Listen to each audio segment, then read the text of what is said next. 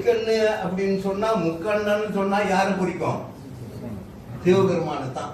அந்த நெற்றிக்கண்ணை பெற்றுக்கொண்ட இன்னொரு அருளாளன் சொன்னா யாரு? இது யாரு? வள்ளலார் தான். இது நான் சும்மா என்னுடைய நான் பேசுகின்ற பேச்சிலே ஒன்று கூட ஆதாரம் இல்லாமல் எதையுமே நான் பேசுவது. ஒரு கணபதி ஹோமம் நடக்குதுன்னு வச்சுங்க, நம்ம எதையும் குறைச்சி மதிப்பில்லை. யோசிச்சு பாருங்க. அவர் சொல்லக்கூடிய மந்திரத்துல பிழை இருந்தா நீங்க கண்டுபிடிப்பீங்களா? முடியாது, கண்டுபிடிக்க முடியாது.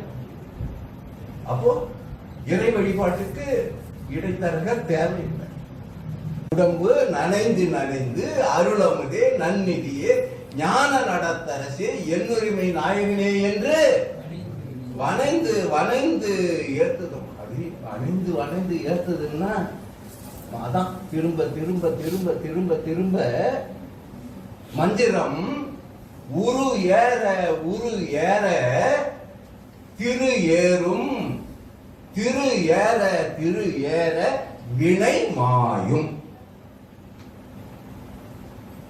மந்திரத்தை என்ன பண்ணணும்?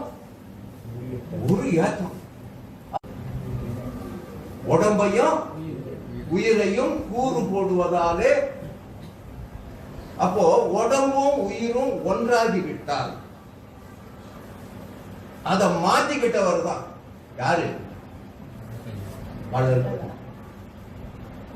அதாவது மார்க்கண்டேயனுக்காக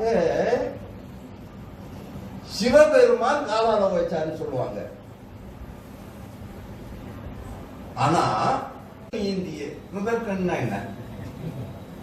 நெற்றிக்கண். உலகத்திலேயே நெற்றிக்கண்ணு அப்படின்னு சொன்னா முக்கண்ணன்னு சொன்னா யாரு குறிக்கும்? சிவபெருமானு தான். அந்த நெற்றிக்கண்ணை பெற்றுக்கொண்ட இன்னொரு அருளாளன் சொன்னா யாரு? இது யாரு? வள்ளலார் தான். இது நான் சும்மா என்னுடைய நான் பேசுகின்ற பேச்சிலே ஒன்று கூட ஆதாரம் இல்லாமல் எதையுமே நான் பேசுவது இல்லை. ஒன்ன மாதிரியே எனக்கு அது பாருங்க, அந்த சொல்ல பாத்தீங்கன்னா உதைப்பித்து, உதைத்து இல்ல உதைப்பித்து நெற்றிக்கண்ண வள்ளலாருக்கு கொடுத்து நீயே உதடா அப்படின்னு சொன்னாராம் சிவபெருமான்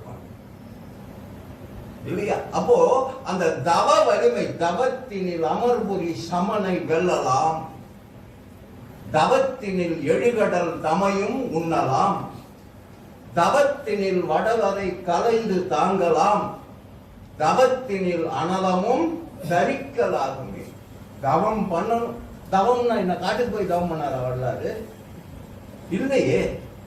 கட்டமும் கழன்றேன், கவலை விட்டொழிந்தேன், கலக்கமும் தீர்ந்தனன் பிறவி, சட்டமும் கிழித்தேன், சாவையும் நோவையும் தவிர்ந்தேன், சிட்டமும் அடைந்தேன், சிற்சபை உடையான் செல்வமை பிள்ளை என்றொரு பேர் பட்டமும் தரித்தேன், எனக்கு இது போதும் பண்ணிய தவம் பறித்தேன். அப்ப யமனை வதைக்கலாம்னா என்ன பண்ணணும்? தவம் பண்ணணும். என்ன தவம் பண்றோம்?